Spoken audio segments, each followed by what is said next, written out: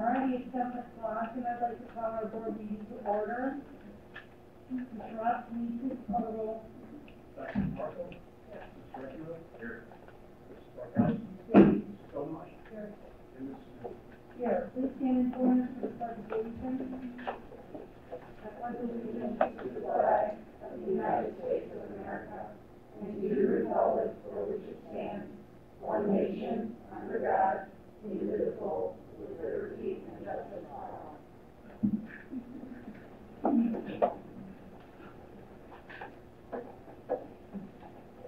you everyone for your attendance this evening. The board will be going into executive session later on in our agenda. Give everyone a heads up. And we don't anticipate the board taking any action when we come out of executive session. We'll start with our PTA council report. Yes, Mrs. Kruzar, thank you for coming. Thanks for having me. So I'm the PTA council president. We have 5 amazing PTAs throughout our district that are committed to working hard with each of the building staff, as well as family and community members to provide amazing events and field trips and things like that for the students, assemblies at the building.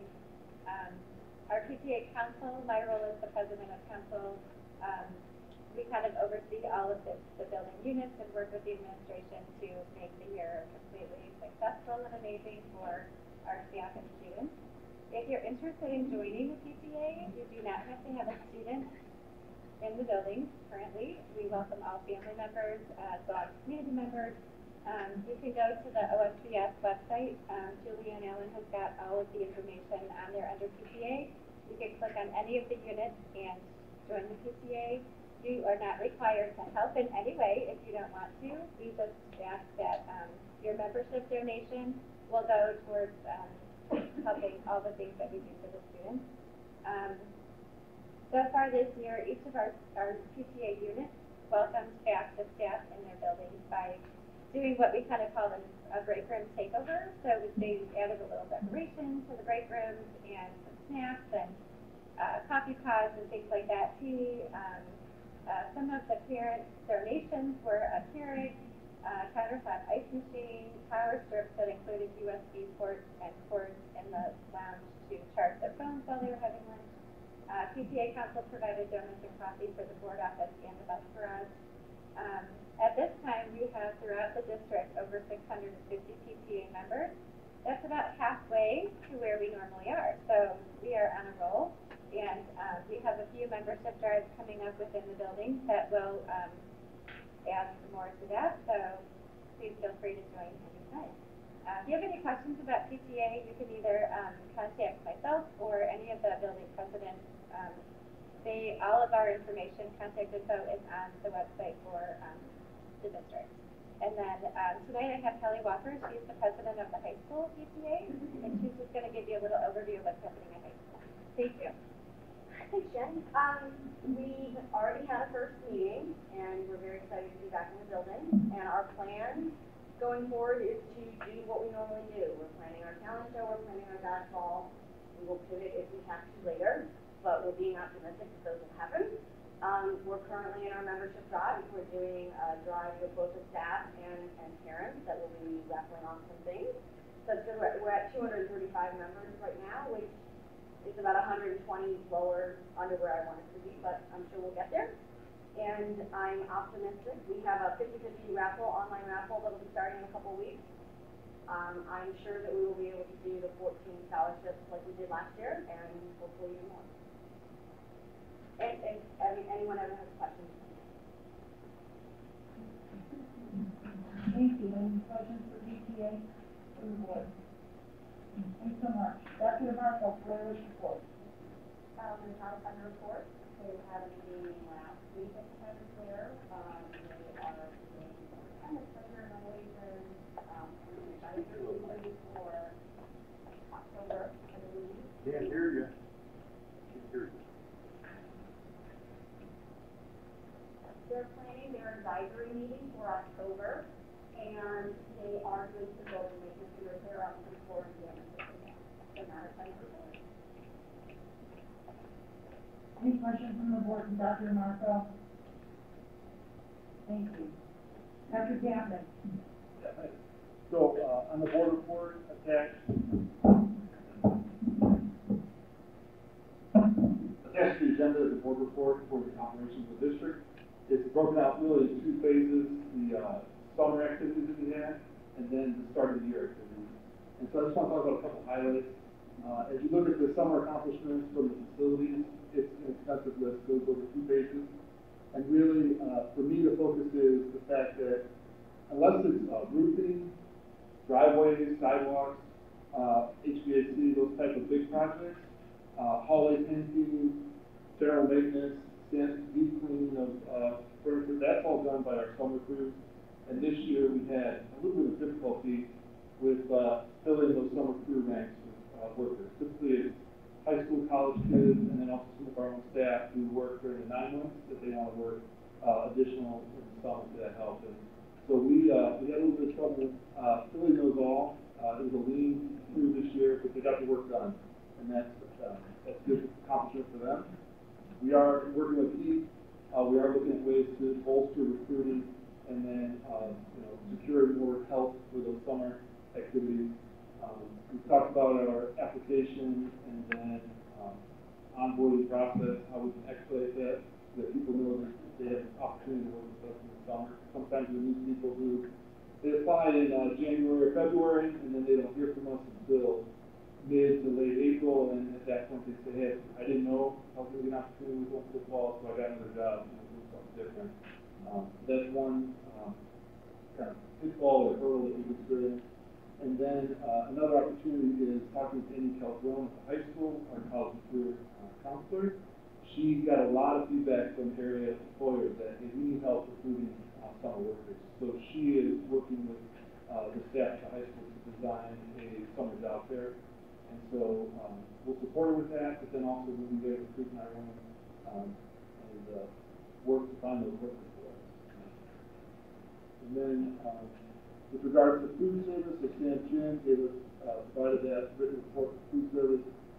For me, the highlight is that the federal lunch program, the free meals for students for all that happened last year as a result of COVID, it rolled again for another year. So there's another year of all students having the opportunity to buy lunch and breakfast for free at no cost to the family.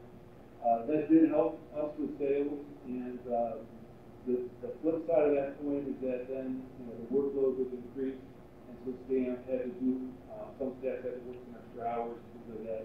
But in the end, I think throughout the concurrence, the food service department, which is supposed to be self-sufficient, they ended the year with black.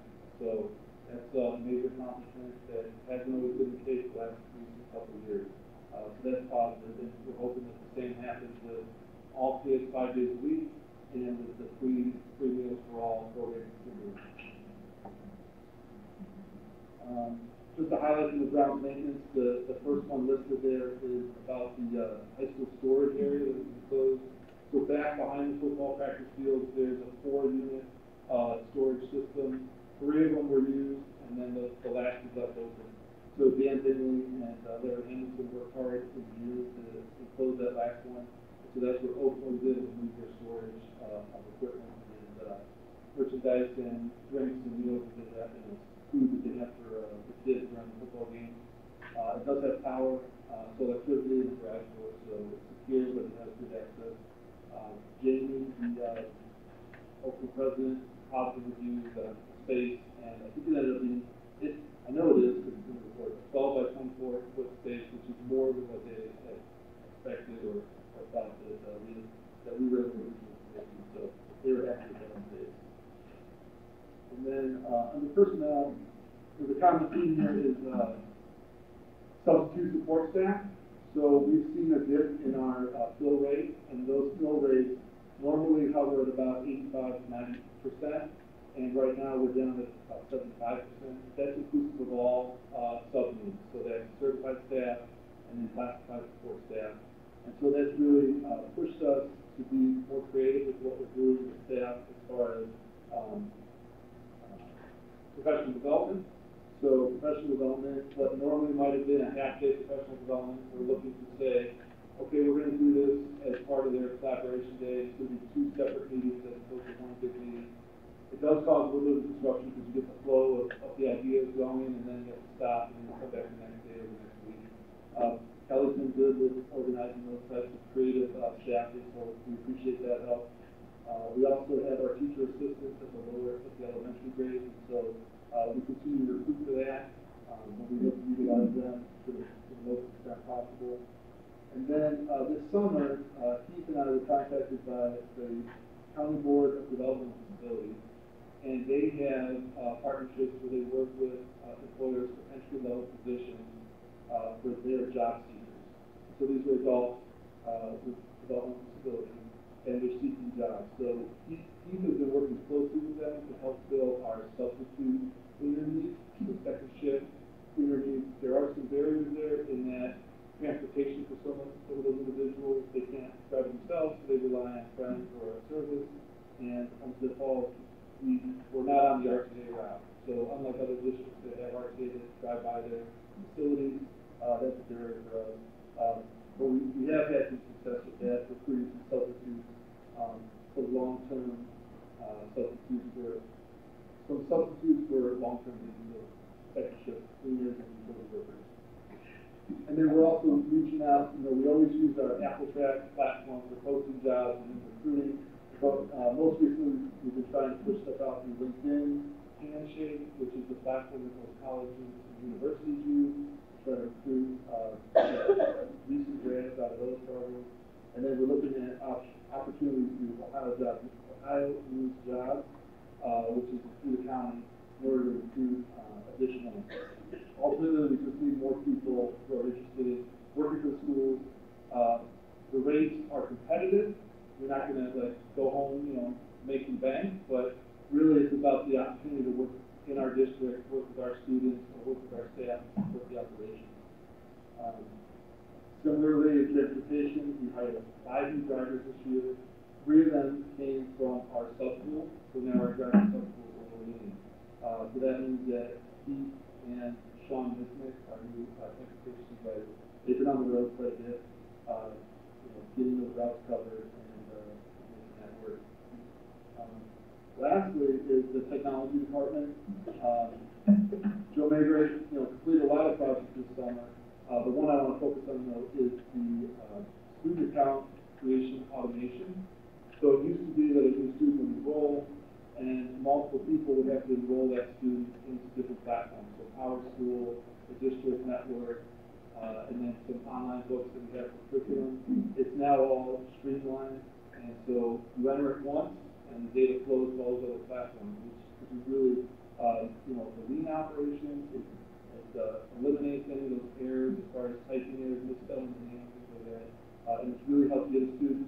They register one day, and almost that same day, they can gain access to all the programs that they need for learning and whatnot.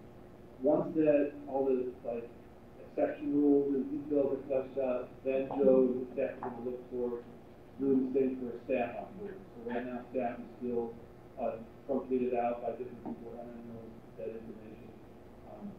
So once we smooth it out with the students, we'll look to move over to the staff back. So overall, busy summer and busy start to the school year, but everything's going well and moving forward. Questions? Any questions from the board for Dr. Campbell? Thank you for that comprehensive report. We appreciate it. Superintendent and Assistant Superintendent. Good evening, everyone. I just wanted to update you on 2 things that we have going on right now. One is on September 15th, we did a technology committee. We gathered our technology committee members together that represent all of our buildings, from teachers, parents, special education teachers, to our technology network side technicians, of course, our technology integration specialists. And thanks to Joe Mabry, we had 5 presentations on interactive panels.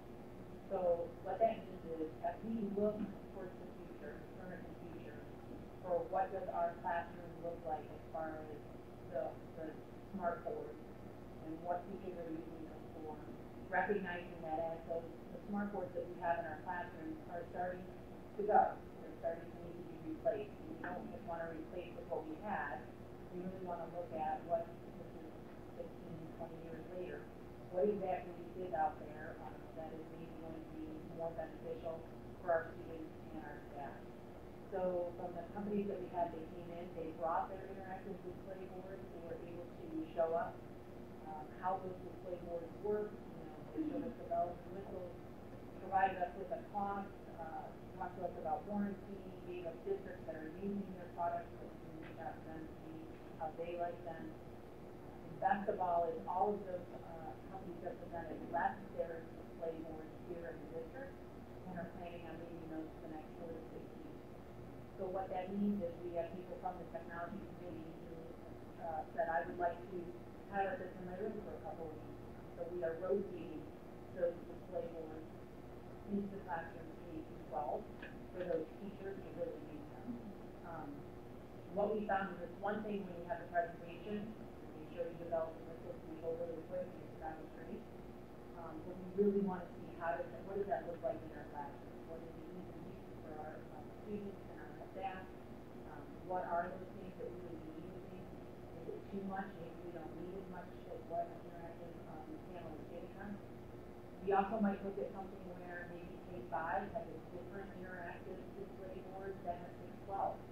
Recognizing that at 6-12, you don't usually, you don't have as much interacting going on with the actual display board.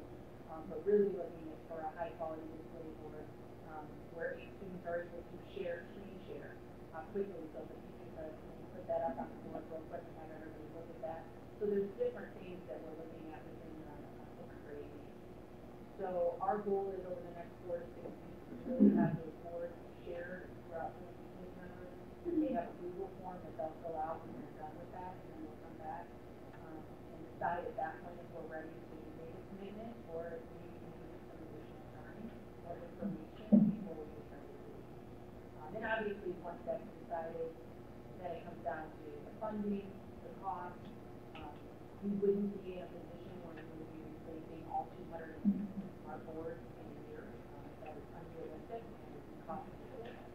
So we will think about what does that implementation look like over a 3 to 5 year period and what is the cost associated. So as that kind of starts to come to fruition, we will share that. Obviously, with Dr. Williams and Mr. Upton as well. Second page, my update on the never-ending, always changing, very unique graduation requirements. So, as you know, and it's almost difficult to talk about graduation requirements because they've changed every year for the last 4 or 5 years. So if you remember, we had something called graduation seals. Seals were implemented prior to the pandemic. It was an opportunity for students to earn both state seals and local developed seals. And the state developed seals were things like the social studies seal, which would require a student passing with a 3 or better both the United States history test and the government test. And then they earn a science seal by getting a 3 or better in the biology assessment, the KIPS test. There's a technology seal. So again, students had to earn 1 state seal, state developed, and then they had to earn 1 locally developed seal. So what's interesting is there's been a lot of talk about the fact that our current freshmen, which are now juniors, our current juniors who were freshmen when the pandemic hit. So those particular students at our high school did not take a biology test. They did not take an Algebra 1 test because we left prior to state testing this year. They came back last year and they were in a hybrid model. So those students weren't technically going to school full time, but were still required to remember to take those state tests. And obviously those scores weren't probably the best that they should be. They just were focused on some other things. We were trying to do that. I don't think that time those tests were really what what we need to do. So, House Bill 110 came out and said that, and we're not sure if it's for the class of graduating in 2023, if it's 2023, 24, 25. We're not sure if this is going to be something that will forever.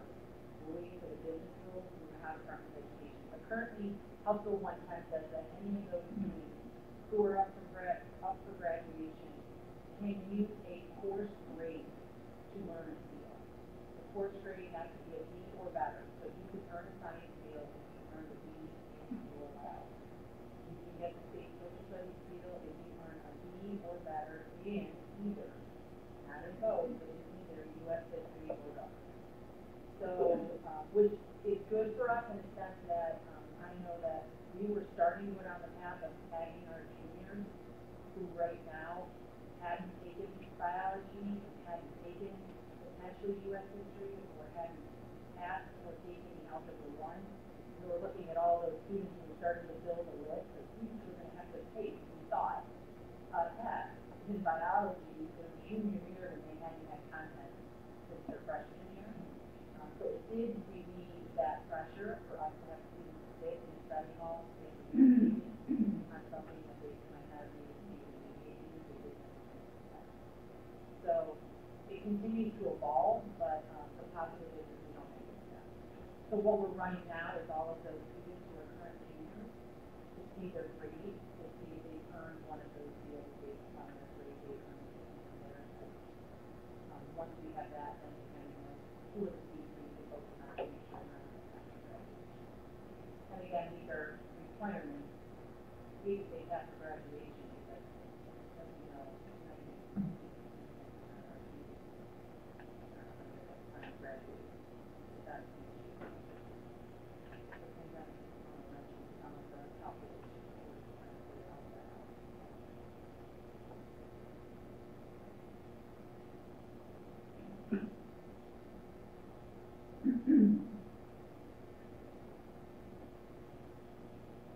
Thank you, Mr. Ford. Any questions from the board? Thank you. Mr. Robinson, treasurer report. Give a quick highlight of some activities that took place during the month of August, and if I could, before the remainder of my time towards the end of the agenda, bond refunding.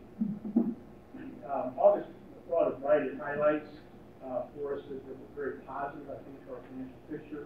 Our real estate collections came in above our plan, in excess of $700,000, so we were very pleased to see that.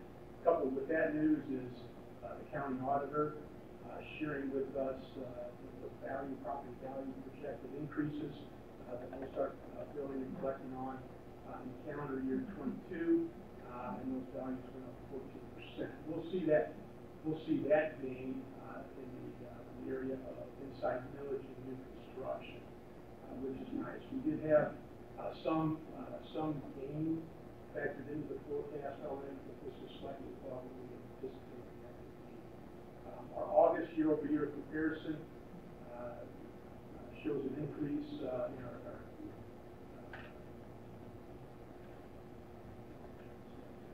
in our real estate collections year-over-year of $8.3 million. That's not all new money. Remember last year in August, the county auditor delayed those billings and collections to September. We just got that a month sooner than what we did last year. Our expenses remain in check during the first 2 months of the year, and we expect that to continue for duration. Our August year-over-year comparison shows a reduction in expenses year-to-date of $415,000. Our cash balance for August compared to last year was up $15.5 million. $15.5 million at the end of August compared to $3 million at the end of August last year. If you remember, the timing of that real estate collection was quite too bad. Our permanent improvement fund, with the receipt of the Shady Grove property sale, we have an ending cash balance of $1.4 million. We do have a few projects yet that we're wrapping up, and the cost of those will be charged to that fund as well. So it's nice to get that PI money in and sell that property. Dr. Catton mentioned in his report the efforts of Sam Chin at the group in the cafeteria. we ended August with $103,000 in that fund. Last year, as a comparison, this would be a more normal year, $6,660. Again, Sam has made it one of his goals to continue to look for ways to help make that department self-sufficient. He's a very determined man, good man, he'll make good things happen. And that, extending that program enough years, I think, you can expect, he was getting last year over $100,000 in those collections. So his first reimbursement from the state will come in October. You get all of September activity every week or so in the section. On refunding opportunities, at our last meeting, we talked a bit about that. We asked to proceed down that path. We've got Ryan Calendar here this evening, Squire Patton Dogs. He's going to pick up the piece where our plans left off at the last meeting. We're going to talk about the resolutions that are on the agenda this month and what those resolutions direct us to get that process. We had a finance committee meeting last week. I thought that meeting went real well. I'm a little biased on that. I think we had a good turnout. We kind of set the plan for this year, the things that we're going to talk about. And we're working with Ryan Dunn, with the county auditor's office, to come and give a presentation to us in October about real estate taxes, how they work for at the state level, how they work for Howell County, more specifically how they work for us. And if there's any opportunities for us to look at maybe redoing some things, if it's a benefit to the residents and a benefit to the district, we'll start talking about some of those things. It's really more of an information gathering.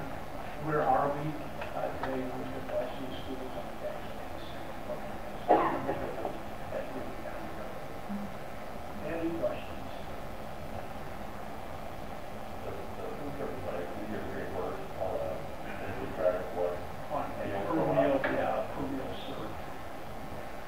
And then it depends too on the status of the student in past years.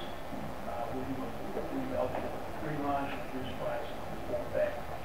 Last year and now this year too, everybody is considered free pay. So we get a higher reimbursement rate per week. We have an increase this year, eating the free, good, I don't.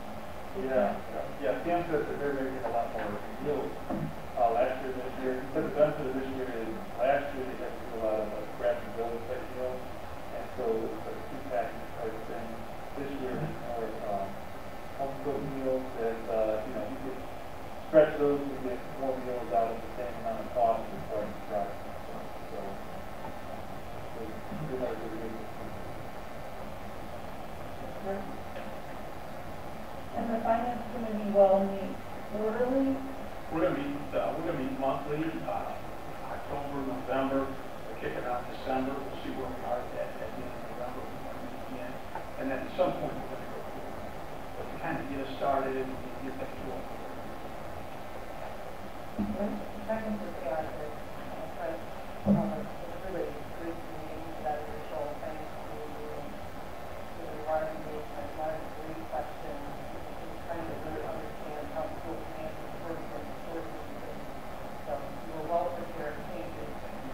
And one of the issues we have is to get that understanding within the group, develop the message, and how do we get that information out to the community so that everybody's aware of what's going on. And if it's 3 years down the road, 5 years down the road, at some point, should the district run into difficulties like we did recently, it's not a surprise to everybody. We want to keep everybody informed. Here's where we're at. Here's what we're doing. So, there's plenty of things. I'm sorry. Those meetings are open to the public. There's a set, it's got a set number of members there. But it is an open meeting. Great, thank you. We need that, we need the finance and get that up and running, so we appreciate that. Any other questions from the board, Mr. Robson? Superintendent Dr. Lloyd. About a couple things I wanted to talk about. First, I wanted to let the board know that the district leadership team held its first true accountability meeting with John Tanner. 26 of us met in room 437. John Skyped in, or Zoomed in, I guess Skyped in. He virtualed in with us and kind of walked us through the initial part of our professional learning as it relates to true accountability. Over the course of the next 18 to 24 months, we will meet monthly with John, and we will work towards building a school quality reporting system that doesn't heavily rely on rear-old, rear-view mirror kind of data that is based on standardized tests. So just some highlights of some of the things that we talked about. First was really just organizational accountability and what it means. Definition that we talked about with the tools and systems and processes and mindsets used to communicate effectiveness of what it is that we do that allows us to build trust with the community or with the organization's primary stakeholders. Next we did is we identified and talked about who those primary stakeholders are. And schools, unlike other organizations, are a little bit more complex because we have, I think, multiple stakeholders, but the definition or the way in which you find out who the primary stakeholders are really is that if those people didn't exist, the organization itself wouldn't exist. And so if you think about that, the first answer is defined as students. If there were no students, then there wouldn't be any schools. But if there weren't any parents, then there wouldn't be any students. And if there wasn't a community, there would be no parents and no students. So I think ours is going to be first and foremost defined by the students. We're going to talk to them about the benefits, but also parents and communities as well. So those are our primary stakeholders. Next, we talked about the organizational accountability formula, and it's really benefits or the kinds of things that stakeholders expect to receive as a result of having a relationship with the organization. Think of us, the ability to have produce students who are critical thinkers, who communicate, who have a solid understanding of reading and writing and mathematics, and you can think of all the other different things of the question of what are your hopes and dreams for your students. And the answers that you generate are really those things that are determined to be the benefit. And then the kind of effort is, so the formula is benefit plus kind of effort plus timing plus signals equals organizational truth and stakeholder trust. And so the kind of effort really is what effort do we need to put in order to get more out of the benefit that we're actually looking to get. So you may be putting a fine amount of effort in and you don't need to increase it. Or you may need to do something different and change your organization in order to get more of that benefit. And then the timing really relates to when you're reporting to the community or to your stakeholder group. That could be every 3 months, every 6 months, every 9 months. And then the kinds of signals that you're providing to them, meaning this is something that we're focusing on, that we're going to change, we're going to report back to you how we're doing. And then if you do those things, then it'd be organizational trust and stakeholder accountability trust. So, just a couple of things to highlight at the very end. We met with John in the morning, we had lunch, and then we did some planning in the afternoon. And these are groups from all 5 of our buildings along the central office too. So just to highlight, I asked them to highlight some of the key learning that each group had. The Early Childhood Center indicated that communicating what they value to policymakers is one of the things that we want to do, is not only say, report back the benefits to students, parents, and community, but also provide what we value to policymakers as well, because currently policymakers are focusing on school accountability that only focuses on one kind of accountability, and I don't think really that it's any fault of their own, because they don't really know what school accountability is and how to report on it. So I think our hope is to build them up and to help them learn what a better way may be able to do that. Building trust via communication about what we value about education, that's another thing that ECC identified. Paul Zennock said having other ways to report on success. If you can observe it, you can measure it. The intermediate school talked about, and this came right from John, results of organization gets the result of capacity plus heroic effort. We're looking to develop capacity, and I think over the last 18 months we've had a pretty good amount of heroic effort.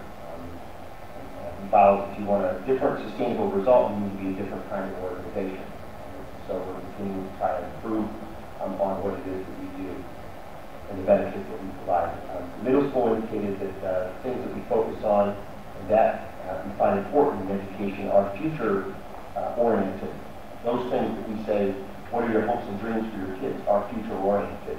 However, the accountability system that we have currently in place is rooted in past measures of things like graduation rates, attendance rates, and passage rates on a particular test, as opposed to what kinds of things that we really want and hope for our kids. The high school, they like the idea of a formula. John Bass, who's an excellent math teacher for us, likes the fact that it has benefits plus effort and other things. And they like that the evidence doesn't have to be just quantitative data, but it can be qualitative and categorical as well. So we will work to use the balance of qualitative and quantitative data in order to report out. So we are off and running on that. I shared this document that I just kind of read from with you as well, so you can go back and look at that if you'd like. Another thing that I want to I'm sorry, yes. We have the hot mic over here. I'll just talk about it. So the portrait of graduate work, that sounds great, by the way, but the portrait of graduate work has been done. Sure. So does that fold into what It does. It's a great question, and it's one that we wrestled with for a while as well. The benefits that John Tanner has done, he's done this at a national level, so there's some, I think, goodness to that.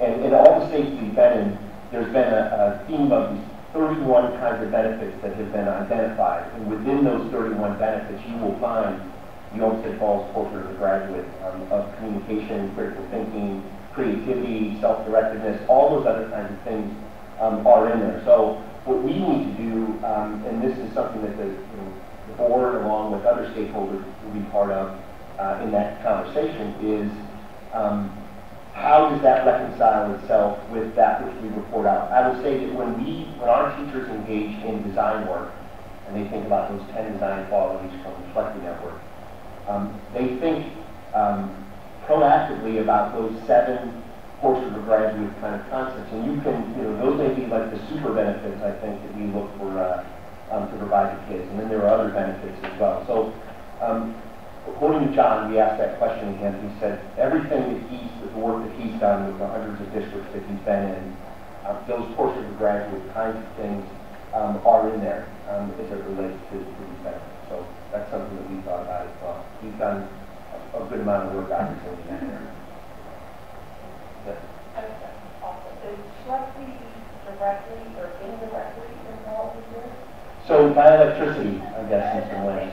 Yeah, I mean, we met John Tanner through the Schlechte group to begin with because they brought him in as a keynote because it kind of goes hand in glove with the Schlechte Network.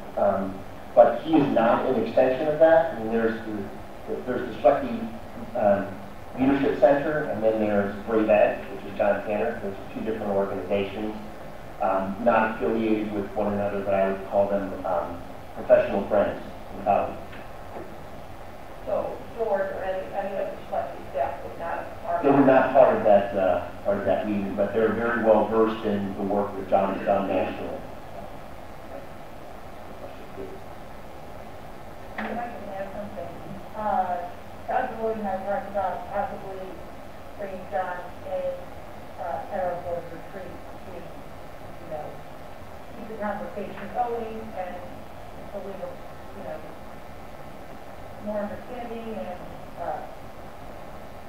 on what it is. So more And some of the board members I know have seen John before speaking on Schlechte. And I think the biggest takeaway for this, and this is for those who, I guess, deciding to listen in the audience, is the idea of a school quality system is in benefit language, and the importance of it is it's in language that parents and kids can understand. So it needs to be removed from educator speak, and it needs to be, a student needs to be able to communicate with another student and a parent with another parent. It can certainly drill down deeper and get more complex into what those benefits are and really, I guess, kind of open up the hood on the car if they're into that sort of thing, and see really what's in there. But the idea is that when you put the key into the ignition and turn it on, the car works. Some people, that's all they need. Other people want to go and take a look more detailed as far as how the car works. So that's what our, I think, the metaphor around it is. All right, the second thing I wanted to report to you already, I shared this with you, and this is in the interest of masking. There were a few lawsuits that were filed, and the court ruled on one that just came out of Mayfield. The parent filed a temporary restraining order of motion in order to get Mayfield to stop their masking policy. I'm not an attorney. I was a special ed director for a while, and sometimes I have to play an attorney, I guess, in some ways it works. I know Ryan was back there, and so I'm not going to say that I'm going to do my best to just to kind of share this with you, but Phil, you are an attorney, obviously. But within a temporary restraining order, there's a 4-point test that one has to determine whether or not it's going to be, whether a judge, I guess, would have to put this to the test. And really whether the motion has a strong likelihood of success in the merits of the case, whether the motion would, the person would suffer irreparable injury if the injunction weren't put in, whether the injunction would cause substantial harm to others, and whether the public interest would be served. So the judge ruled on all 4 of those, and the plaintiff was unsuccessful on all 4 of them. They did not show that they had a life, liberty, or property interest that was protected by the due process clause and other different kinds of things. There was no irreparable injury. They said that they must show that they'll suffer actual and imminent harm rather than speculative or unsubstantiated harm. They did not establish any immediate or actual harm to the child from the policy, the masking policy in this case, or any evidence that wearing a mask is unsafe or hazardous practice.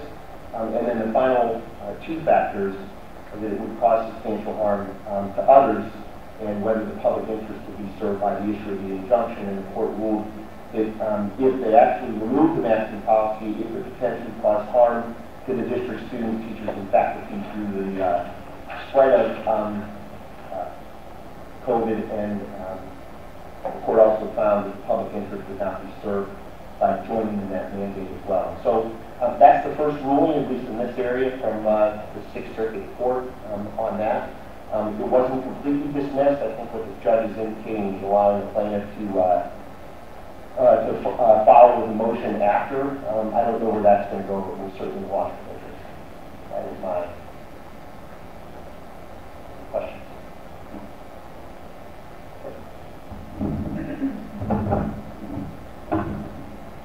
Thank you, Dr. Wood. Moving on to the hearing of the public. First up, we have Mr. Ed Dean. My name is Ed Dean. I have, as I indicated, the purpose of my communication here is communication/transparency. I have some suggestions. One is a concern.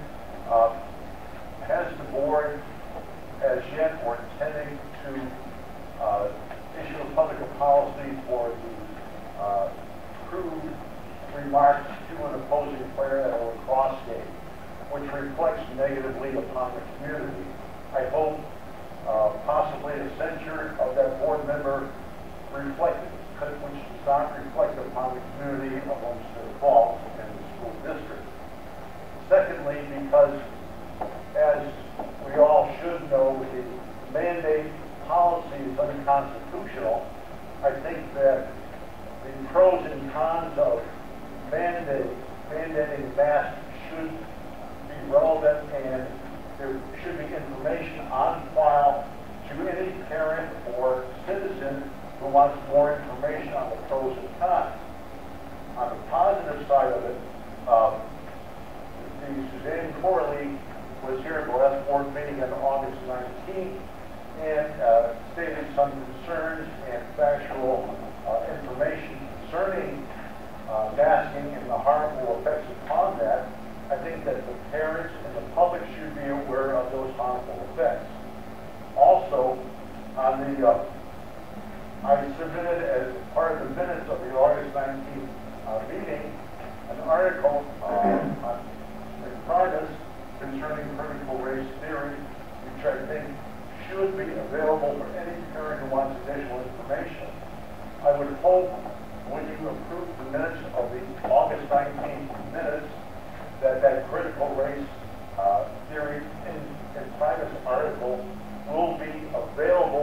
defined so parents and people in the community can be aware of that. Also, I mentioned at the last meeting that the council, the school board should be aware of social emotional learning and comprehensive sex education.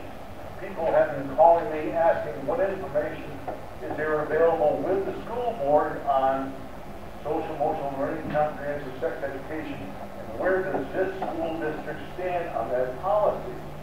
So I reiterate, please I encourage you to have information available to parents, to students, and to community members concerning where this district stands on that. Finally, on internet, social media, there's only a one-way channel there. Why not have something in which, when a statement is made about the Olmsted Falls School District, that people can respond on social media as a two-way conversation, not a one-way conversation. It's insufficient for an individual like Dr. Lloyd to say, I'll talk with you one-on-one. It should be public information. So I strongly encourage you to review your communication skills and current objectives and seek out ways to improve them. And hopefully in the near future, going back to the previous thing I just mentioned, hopefully a public apology will be made to that student by the school board member, which is contrary to what the school district represents and the community represents. Thank you. Mr. Diaz, to mention that, I think I say this to the board as well. The judge from the Sixth Circuit Court also found that the 14 amendments were not violated by the school district putting in the Constitution. No, but it's unconstitutional. No, not legislatively oriented.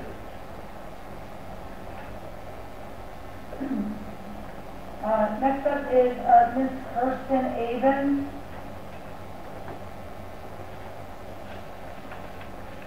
"20 days. On August 31st, I sent an email to all members of the board asking where they stand on the mask mandate. 20 days later, not one of you has responded. My name is Kirsten Avens. My husband Matt cannot be here tonight because he had to take my first grader to an extracurricular activity where he would not be recognized. But he shares my sentiment. In fact, so much so, he made a rather large public records request, which the district is still in the process of complying with. Right now, double-sided, this is what we have. Where are you playing from? Hopefully, Jody, you feel safe enough tonight that you won't feel the need for any additional security.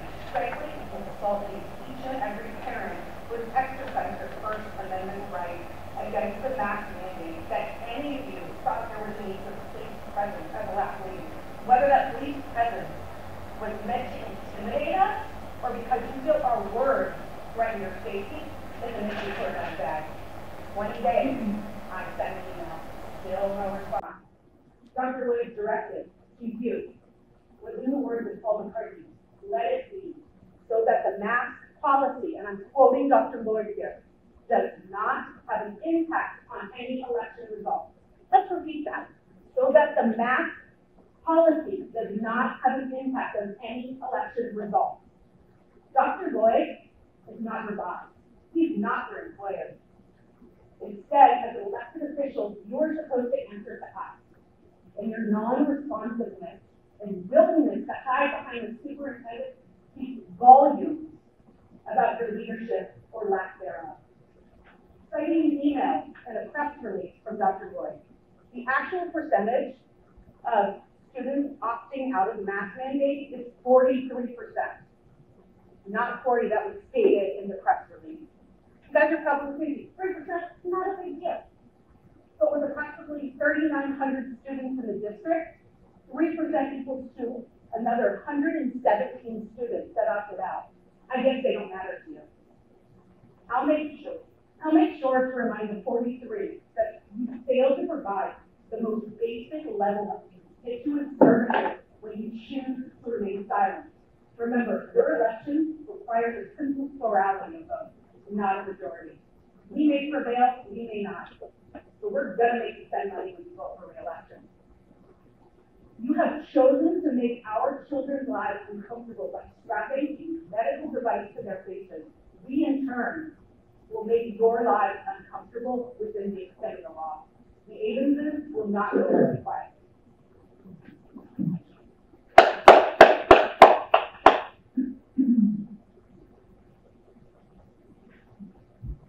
Mr. Craig Mills.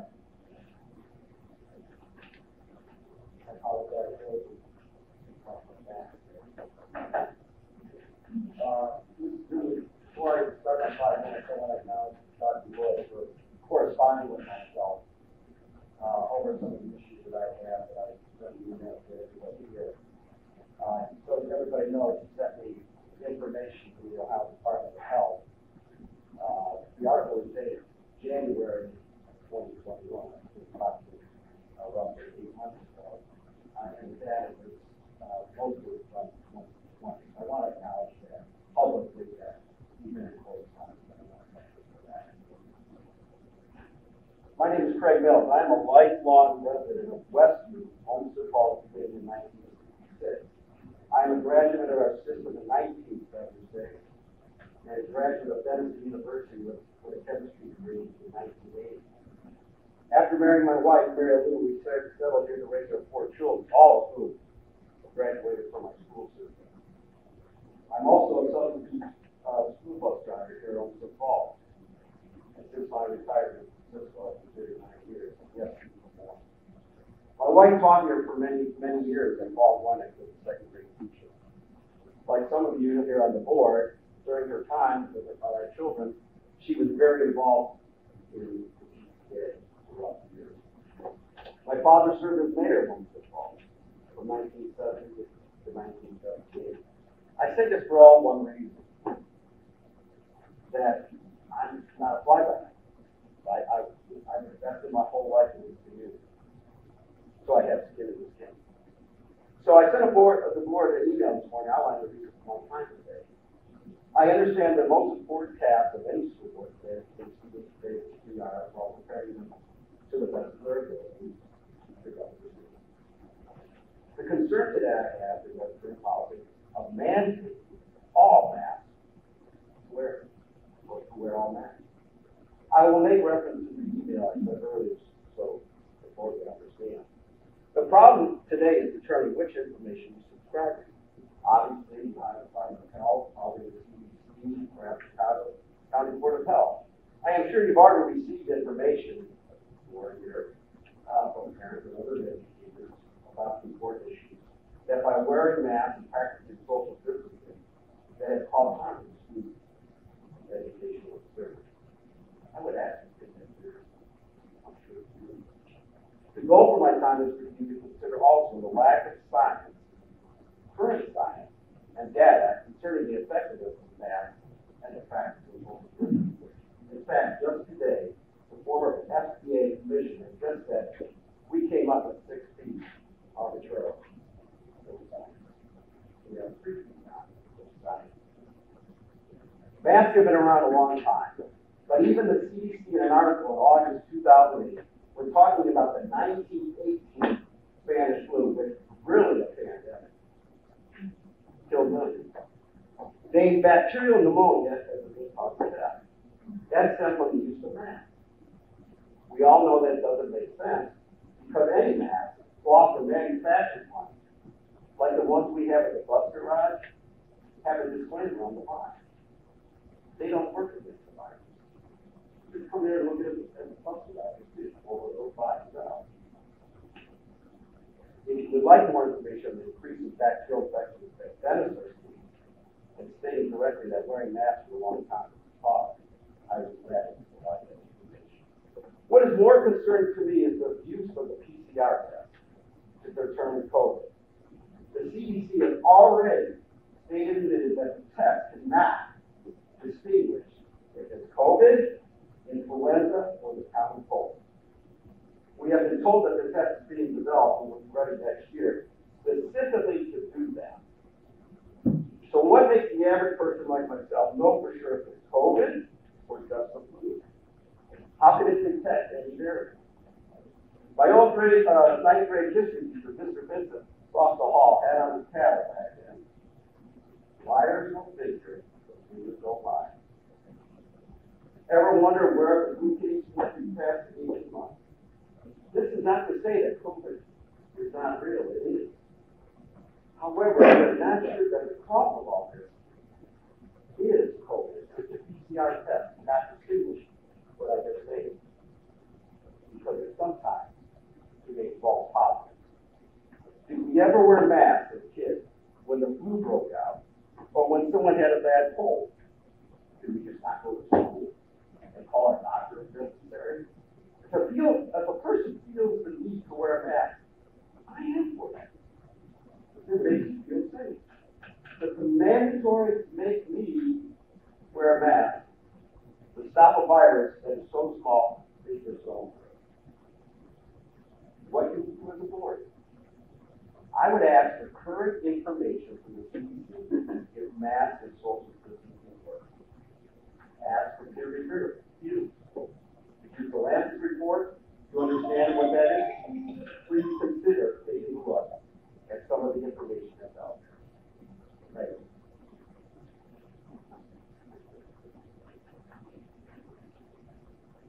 Ms. Loretta Cafferty. Thank you. Let's see. I did talk to Ms. Cogan about one of the things that I had concerning me about the in-service training records that the teachers are receiving, and so I would have to make a public records request. She informed me tonight, which I will do. And after I met with Ms. Cogan a couple weeks ago, she explained to me that the reading assignment for, in general, maybe English or literature, that the teachers will allow the students to read whatever they want, because that way they feel that they'll read more if they read stuff that they're interested in. What grade level should that apply to? K through 12. K through 12. So at the high school level, there is no reading requirement? Yes, there is. Okay. There's no reading requirement. We use readers and writers workshop. So we use readers and writers workshop. And all that means is that classrooms have libraries so that students can do independent reading of choice. They still have required reading.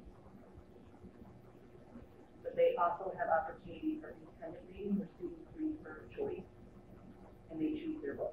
Okay. Do they ever have any book discussions or, yes, clubs?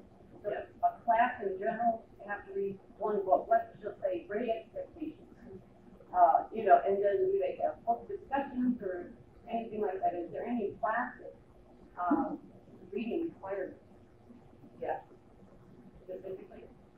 Do you want the high school? Is that what you're asking for the high school?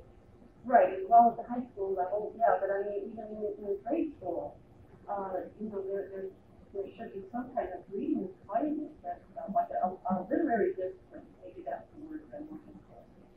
Mrs. Hogan. It would be great if you could schedule a meeting with Ms. Hogan. Okay. If you have specific information that you're seeking, so it sounds like you'd like to know what books the kids are reading K through 12, required reading that we have. Okay. And if that's what you're looking for, you can send a meeting with Ms. Hogan, you can send her an email, she will email you those, she can email you the Ohio standards for our language arts, and much more Ms. Hogan. Yeah, they do the same as the book. Okay, yes, okay. All right, I do have another question. I would think that you would, everybody has heard, Hudson City Schools was on the news this week, and at least on the national news, it was on the national news. At the high school level, there is a writing assignment that has been utilized apparently for 6 years at the high school level, and it was 642 things to write about. And it was disgusting. It related to sexual content, homicidal content, suicidal content, and it was very inappropriate. I want to know if that is being implemented in our high school. When you said that about race theory, That's a critical race you theory. taught the students would like, so you can public records request all of that information from Mrs. Hogan, and she will, by law, have to submit to you what our students are reading and what our textbooks are and what books we require them to read. So,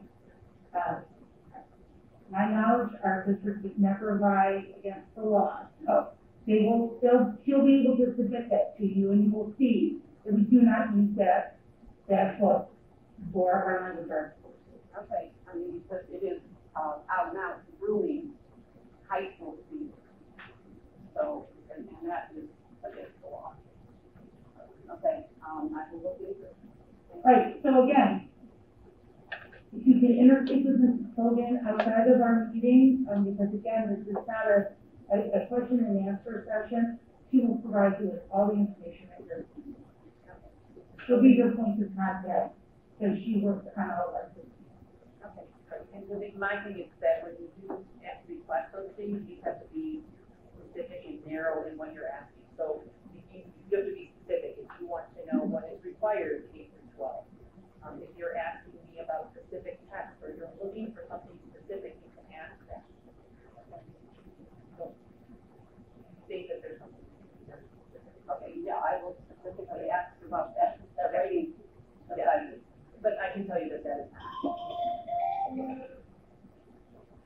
Okay, that's all I need to address. Thank you.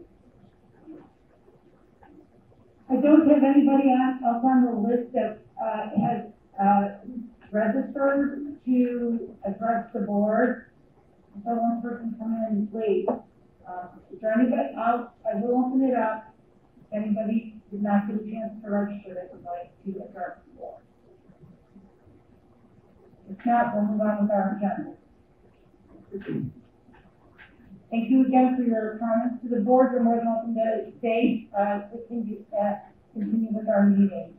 Our next hearing of the public on our agenda is 3D for the planned usage of the ART IDEA allocations for 21 through 2023 school year.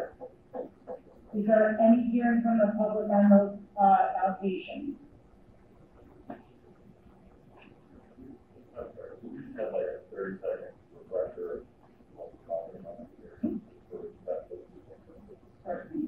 Want to do it? We'll tag you. So we'll call right in the picture. There you go. So,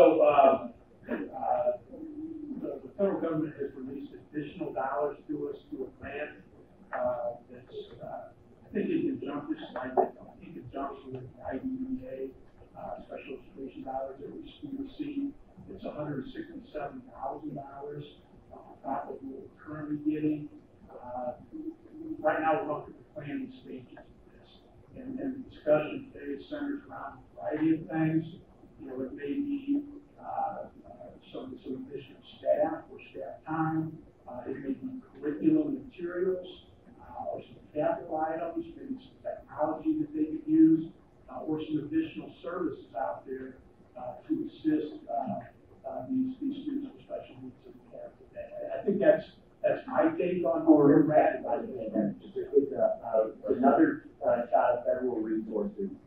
It's surprising that it's being resources.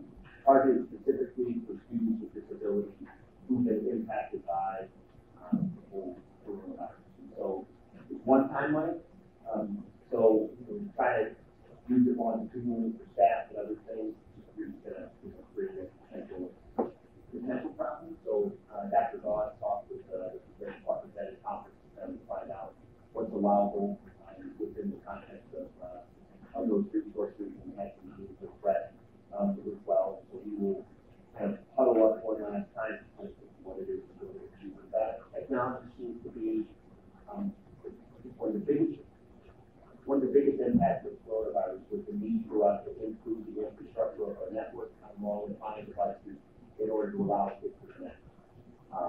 That is a good one-time cost thing to be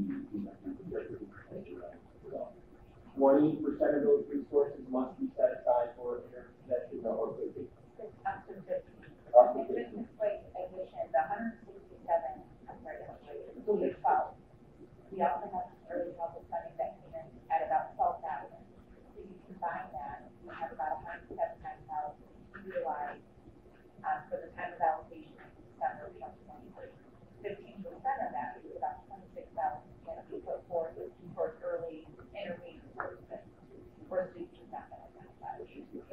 requiring the federal register to see public input on the utilization of those funds, thus the, you're, if you have any good ideas, that's all.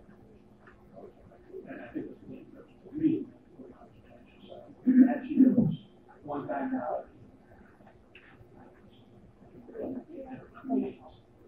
System requires money. If you keep on doing that, which is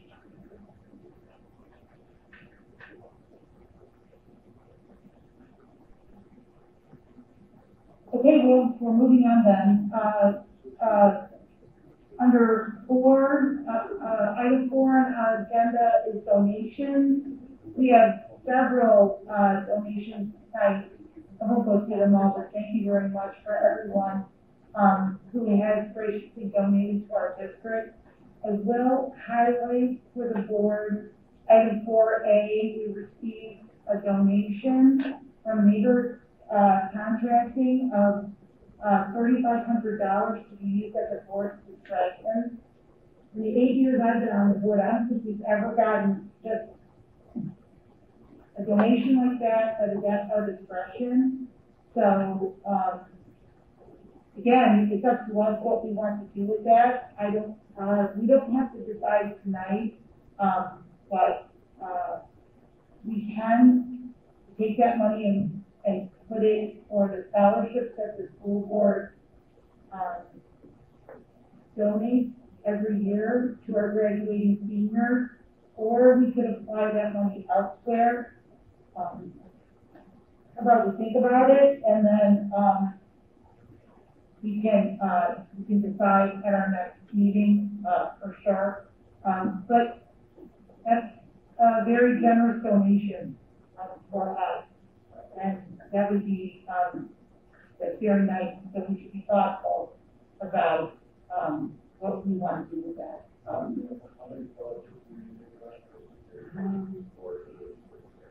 It varies by year. I want to say it's in the 25 to 30 range that we give.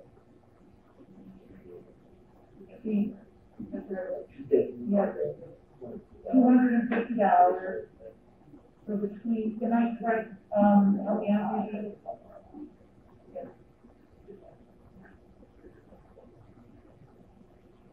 Right. It's not, we don't give a super big, scholarship, but we give a lot of them. And it's nice because it helps us, whatever house we're in there, or a student, whatever path there is, it's always helpful. So this is a very generous donation to the board, to be used at our discretion. So, we should be thoughtful about it.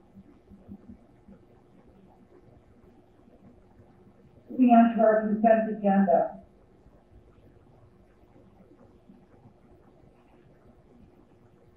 I'll accept the motion from the board for the approval of the consent agenda items listed in categories 4 through 7.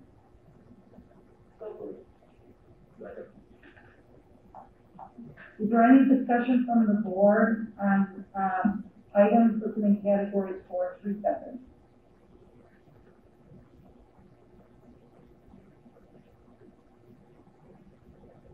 Mr. Robinson, will you please call the roll? Dr. Marshall? Yes. Mr. Eckmiller? Yes. Mrs. Markowski? Yes. Mrs. Tomasz? Yes. And Mrs. Miller? Yes, motion carried. 9A is a personnel item that we need to take action on for classified staff.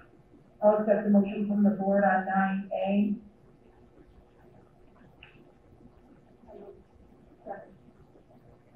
Is there any discussion from the board on item 9A?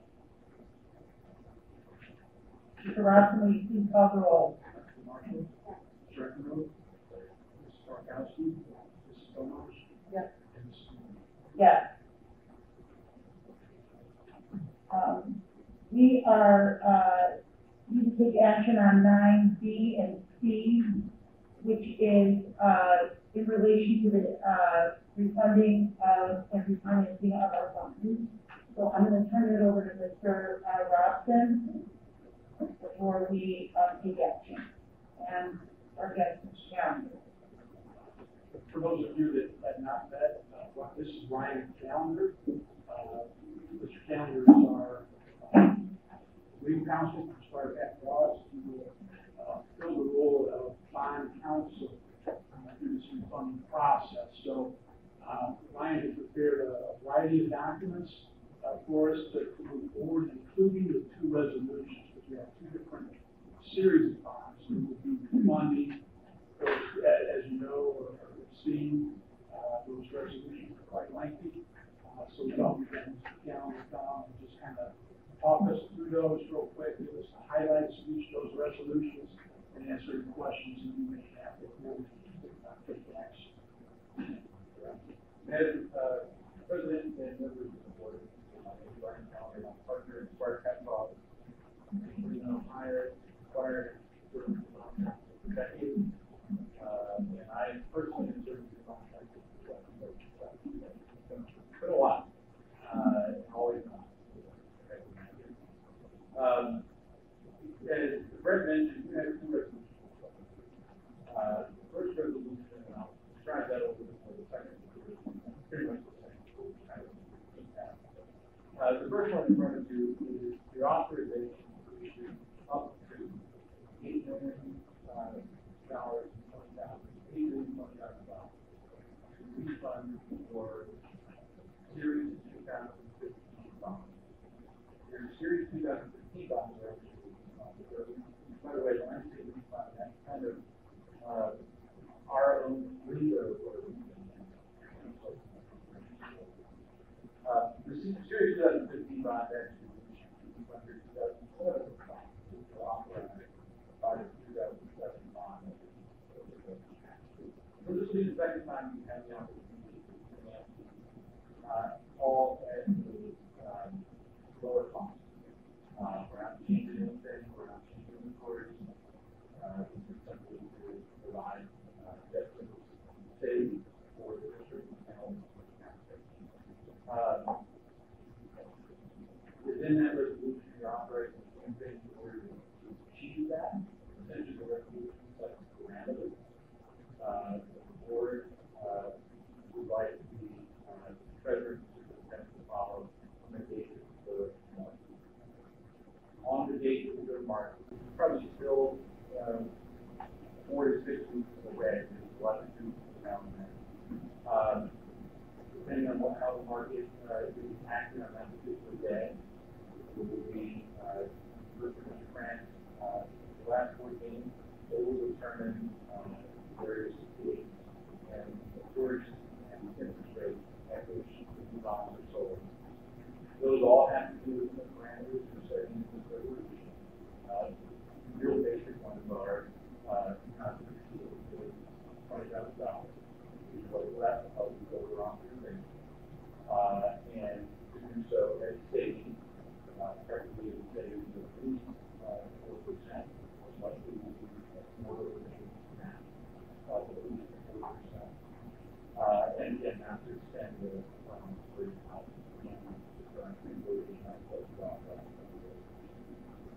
you're authorizing a bond purchase agreement with banks that sell bonds. You're also authorizing the creation of a offering document. Once it's all under time, the last 15 years, so luckily a little more efficient, hopefully, because we have before, and got the first draft and that document.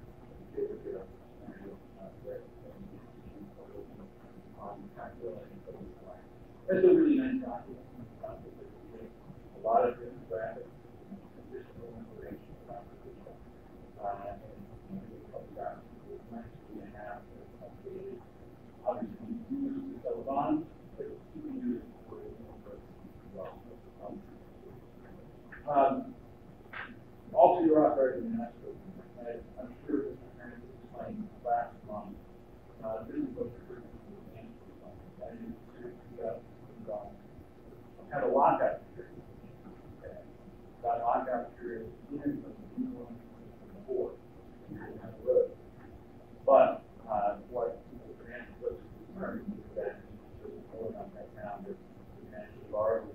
clear and extra on the lockup. We need to keep materials that are the best.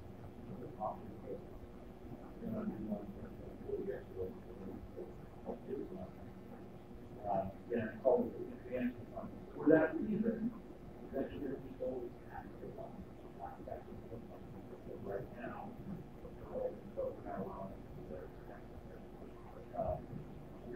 But again, folks are telling you that the interest rates are so very low, it's very fairly minimal. And so your savings are so cheap and they're pretty steep. Stop there, see if there's some questions about that. Second resolution, more the same. This one to take out your series of FEMA grants that are authorized by the it's the same thing as you said about the last one, except either a little bit more left on the fairly new, it's 19 million, 19,000, not the steel amount. And the lockout period ends up being December 1, 2025. A little bit of time to do it. We're working that. There is some discussion on this right now. Returning the building to the tax benefit. I don't think there's much we can do right now. But just in case we added flexibility in resolution,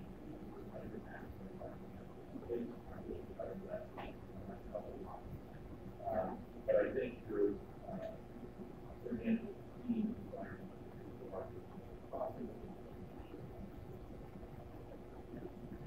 and those rates have been a little chumpy here the last 7 to 10 days. Last week, they reported a 54 issuing at that time would have dropped their savings 5%, dropped the overall cash flow savings to $2 million, $2.2 million, but then by the end of the week, they come back up. So that's how quick things can change in today's market. We're sensitive to that. And I think really my message on that is it's good to have a lot of this team. They're monitoring that towards the end. We'll continue to be in conversation as to what those prices are moving up in the market.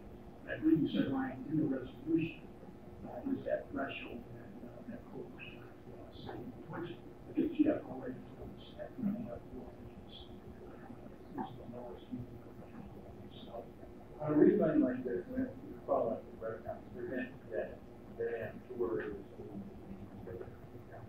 very unfortunately, my mother's office was inverted first. The rest of the market feels quite the same. So, and today,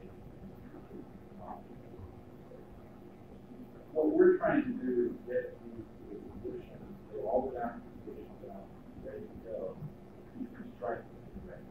Doesn't mean that, and that's an important point. Just by adopting these resolutions, they will not connect to absolutely along the way. Savings are not enough, don't do it. But getting the point, strike it.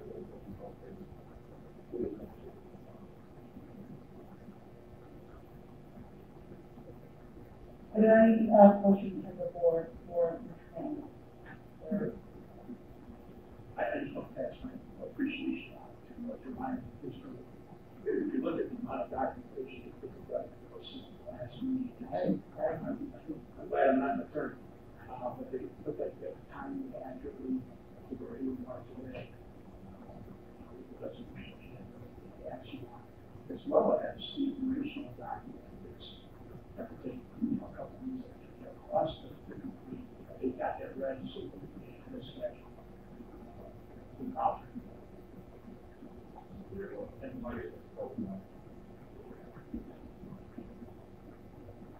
Thank you so much. Okay, with that being said, then I'll accept the motion from the board on 9B which is adopt a resolution of issuance and sale of refunding bonds of Series 2015A. Is there any further discussion on 9B? Mr. Rossi, will you please call the roll? Thank you, Marco. Mr. Ricino? Yes. Mrs. Markowski? Yes. Mrs. Thomas? Yes. Mrs. Newman? Yes, motion carries. 9C, I'll accept a motion from the board to adopt the resolution of issuance and sale of refunding bonds of Series 2017A. So moved.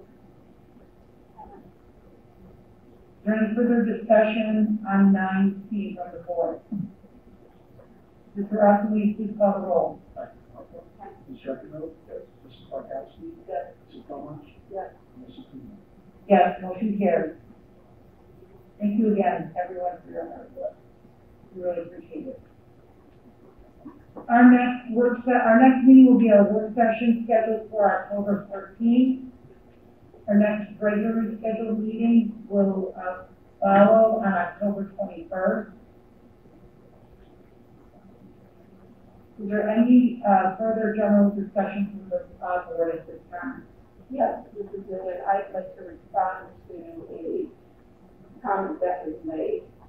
I would say I wholeheartedly agree with Dr. DeMarco of having police presence here. Viewing what has happened in Ohio and nationally, you must have seen, you collectively, what has happened at some of these school board meetings getting out of hand. I would much rather be proactive than reactive and calling the police in after things have gotten out of hand. It is not to intimidate anybody. It is not to put anybody in a bad position. But when I personally am sent a message as a school board member that it's time to thin the herd of the school board and talk about weapons that that person owns, heck yes, I want police here. I don't know who's going to come to this meeting, so I just wanted to say I applaud you for having us think about that proactively. I have filed police reports in my 8 years against people who have threatened me. I have friends on other school boards who have had to file police reports because they were personally threatened, they were stalked, their children were threatened. So I hope nobody took it personally that we have police here, but we have to protect ourselves also. So thank you, Dr. DeMarco, for bringing that to us. Thank you, Mrs. Markowski. Any other general discussion from the board? Okay, then we are going into executive session. At this time, I'll accept the motion from the board to enter into executive session at 8:24 p.m. Mr. Robinson, please call the roll. Entry into executive session will be Dr. Lloyd, Mr. Robinson, and Mr. Calendar. Thank you, Marco. Yes. Mr. Ricino? Yes. Mrs. Markowski? Yes. Mrs. Thomas? Yes. And Mrs. Newman?